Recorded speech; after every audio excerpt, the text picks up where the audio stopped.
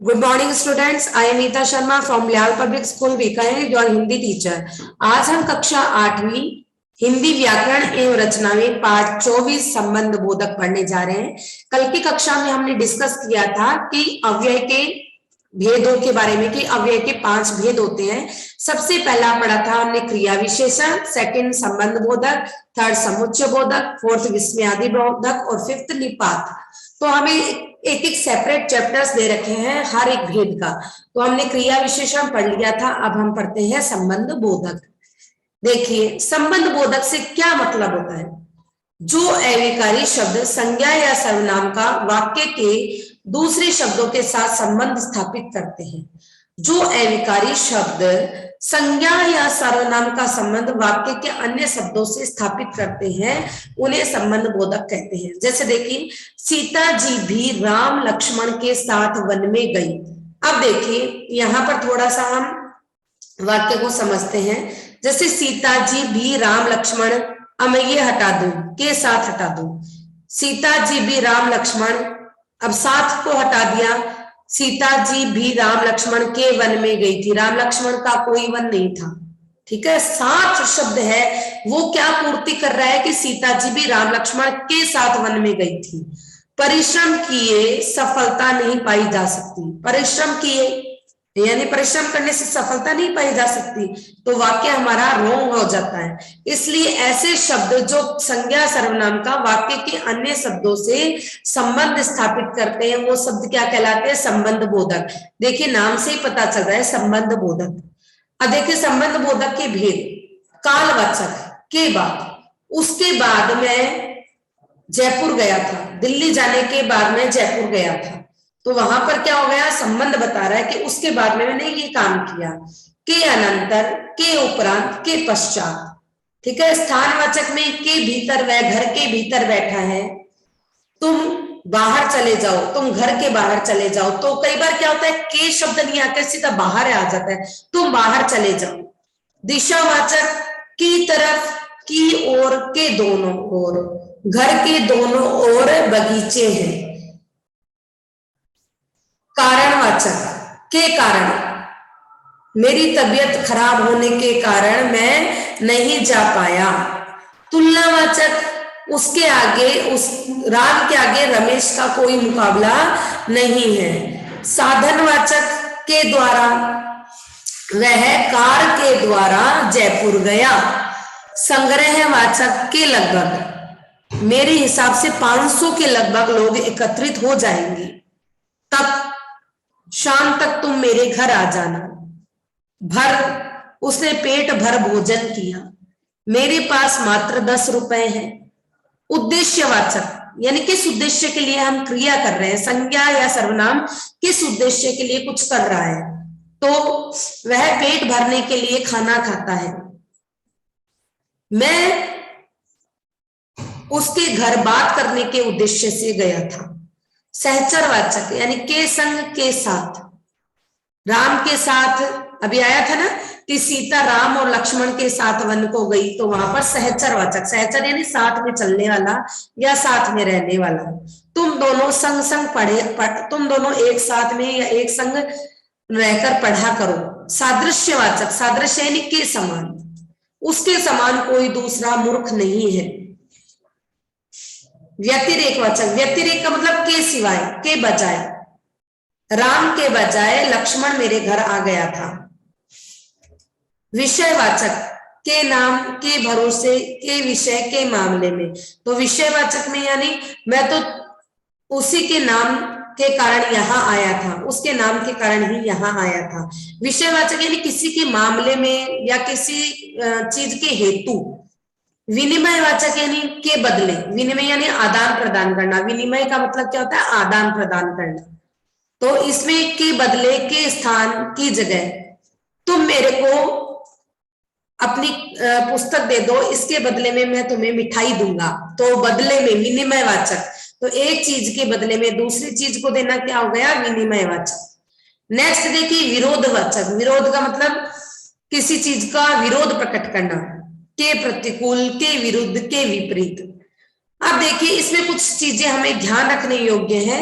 तो उनको हम पढ़ते हैं कि देखिए लगभग सभी सेंटेंसेस में ऐसे वर्ड यूज में होते हैं, तो आपको पता लग जाता है कि यहाँ पर कौन सा है, संबंध बोधक है। लेकिन कुछ एक चीजें ऐसी भी होती है जहां पर सीधे साध, जैसे की, का, के, ऐसे शब्द ना आके सिर्फ प्रतिकूल, विपरीत, विरुद्ध ऐसे आ जाते हैं, या सीधा बाहर या समान ऐसे शब्द आ जाते हैं। तो वहां पर आप इसकी पहचान कैसे करोगे, क्योंकि कई बार क्या होता है इसकी विभक्ति चिन्ह नहीं लगाए जाते। तो इसके बारे में हम डिस्कस करेंगे कुछ एक याद रखने योग्य बातों के माध्यम से। तो संबंध बोधक शब्द जोड़ने से पहले विभक्ति चिन्ह लगाना या नहीं लगाना किसकी इच्छा पर निर्भर करता है, ये वाक्य बोलने वाले पे या फिर लेखक की इच्छा पर निर्भर करता है। जैसे हमने बोला कि पत्र द्वारा समाचार भेज दिया गया, तो मैं चाहूं तो इसके आगे मैं विभक्ति भी लगा सकती हूँ कि पत्र के द्वारा समाचार भेज दिया गया। अब देखिए धन बिना भी जीवन व्यर्थ है, तो धन बिना, तो मैं के लगा सकती हूँ इसका कि धन के बिना भी जीवन व्यर्थ है, तो ये वाक्य हमारा सही होगा। नेक्स्ट देखिए संबंध बोधक से पहले प्राय संबंध कारक की विभक्ति का के की लगाई जाती है। आपको पता है आपने कारक पढ़े थे, संबंध में क्या आता है, विभक्ति चिन्ह का के की। अब देखिए ऊपर आपने इतने संबंध बोधक पढ़े, सबके आगे सिर्फ का के की लगाए गए है ना। इट मीन संबंध बोधक का जो एक चिन्ह होता है वो क्या है, का के की। तो ये क्या है, संबंध बोधक के विभक्ति चिन्ह है संबंध कारक की। स्थानवाचक अथवा कालवाचक क्रिया विशेषणों और संबंध बोधक अवयव में कभी कभी भ्रम की स्थिति पैदा हो जाती है। इसके लिए यह नियम सदैव ध्यान में रखना चाहिए कि संज्ञा या सर्वनाम आदि के पीछे जुड़ने वाले अव्यय तो संबंध बोधक होते हैं और क्रिया की विशेषता बताने वाले शब्द क्रिया विशेषण होते हैं। अब देखिए यहाँ पर स्थानवाचक और कालवाचक, ऊपर करती हूँ एक बार देखिए। स्थानवाचक है के भीतर, के अंदर, के बाहर, है ना। जैसे मान लो एक वाक्य है, वह घर के बाहर बैठा है, तो बैठने की क्रिया कार्य हो या घर के बाहर, तो वहां पर हमारा कालवाचक क्रिया विशेषण आता है। पर मैं बोल दूं कि रमा घर के, रमा, एक मिनट, जस्ट ए मिनट, वह बिना कुछ कहे दीवार के उस ओर चला गया, तो वह दीवार के उस ओर चला गया, तो दीवार यहां पर क्या हो गई, अपने संज्ञा हो गई। कौन सी संज्ञा हो गई, जातिवाचक संज्ञा। तो संज्ञा के जस्ट पहले आ रहा है कि के और, के उस ओर, तो यहां पर हमारे क्या होगा, संबंध बोधक। वह बिना कहे कुछ कहे उस ओर चला गया, यानी दीवार शब्द नहीं आया, है ना। दीवार शब्द नहीं आने के कारण यहां पर क्या हो गया, स्थानवाचक क्रिया विशेषण। यही किसी व्यक्ति का नाम, किसी वस्तु का नाम, किसी स्थान का नाम के साथ ये उस ओर, इस ओर, के बाईं तरफ, वह सड़क के बाईं ओर चलने लगा, सड़क के बाईं ओर, तो सड़क शब्द के साथ बाईं ओर को क्या किया गया, इंडिकेट किया गया है कि वह सड़क के बाईं ओर चला गया, है ना। वह उस ओर चला गया, तो जाने की दिशा क्या आ गई, उस ओर, तो उस ओर से उसका संबंध प्रकट हो रहा है, यानी क्रिया किस तरफ हो रही है, उस ओर, और वहां पे सड़क की तरफ चला गया, तो सड़क को इंडिकेट किया जा रहा है, इसलिए वहां पर हमारा क्या होगा, संबंध बोधक। बुक एक्सरसाइज देखते हैं। रिक्त स्थानों की पूर्ति उपयुक्त संबंध बोधक द्वारा कीजिए। कमरे के मत खेलो, कमरे के बिना मत खेलो, कमरे के सिवाय मत खेलो, कमरे के भरोसे मत खेलो, तो कौन सा ज्यादा सही लगेगा, कमरे के भीतर मत खेलो। नेक्स्ट देखिए, नीरज घर के गया है, कारण, घर के कारण गया, गलत, घर के आगे गया है, गलत, घर के बाहर गया है और घर के अंदर गया है, तो घर के अंदर ज्यादा उपयुक्त लगेगा। घर के बाहर भी होता है पर हमें अंदर जाने के लिए ज्यादा सही लग रहा है कि घर के अंदर गया है। हम नरेश के मंदिर गए, हम नरेश के सहित मंदिर गए, हम नरेश के भरोसे मंदिर गए, हम नरेश के बदले मंदिर गए, हम नरेश के साथ मंदिर गए। ठीक है, साथ ज्यादा उपयुक्त है कि हम नरेश के साथ मंदिर गए। प्रमोद के ऐसा कर पाना संभव नहीं था, प्रमोद के लिए ऐसा कर पाना संभव न था। धर्म के मुक्ति नहीं मिलती, धर्म के साथ मुक्ति नहीं मिलती, धर्म के विरुद्ध मुक्ति नहीं मिलती, धर्म के जरिए मुक्ति नहीं मिलती, या धर्म के बिना मुक्ति नहीं मिलती, तो धर्म के बिना हमें मुक्ति नहीं मिलती। सीता के प्रतिवर्ती नारियां बहुत कम है, सीता के समान या सीता के जैसी। आपको हमारे यहाँ पेट भरकर भोजन करना चाहिए। अधिक खा लेने के कारण मेरा हाल आज बुरा है। पानी के बिना जीवन संभव नहीं है। अब कुछ संबंध बोधक शब्द है वो हमें छांटने हैं और उनका अव्यय भी बताना है कि कौन से वाले संबंध बोधक है। हिमालय के ऊपर बर्फ जमी है, तो बर्फ जमी हुई है कहां पर? हिमालय के ऊपर। तो हिमालय के ऊपर संबंध प्रकट हो रहे हैं। हिमालय के ऊपर क्या जमी हुई है? बर्फ जमी हुई है। तो के ऊपर और स्थानवाचक। हमारा घर उनके घर के पास ही है, तो के पास क्या है? स्थानवाचक। गुफा के भीतर तपस्वी वर्षों से साधनारत था। गुफा के भीतर क्या था? तो गुफा क्या हो गई? संज्ञा के भीतर, गुफा के भीतर। अब हम पूछेंगे क्या था? तो एक साधनारत तपस्वी था। तो के भीतर क्या हो गया? स्थानवाचक।